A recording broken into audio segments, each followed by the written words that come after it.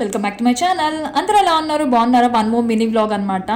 Evening time వచ్చేసరికి ఈ మధ్య ఈ కూల్ క్లైమేట్కి బాగా ఆకలేస్తుంది కదా. మొత్తం సర్చ్ చేస్తే నాకైతే బ్రెడ్ దొరికింది. ఏం చేయొచ్చా అని చెప్పి చూశాను. చాలా సింపుల్గా చేసుకోవచ్చు అనమాట. ఒక శాండ్విచ్ యమ్మీగా ఉంది. మా మమ్మీ కూడా బాగా నచ్చేసేసింది.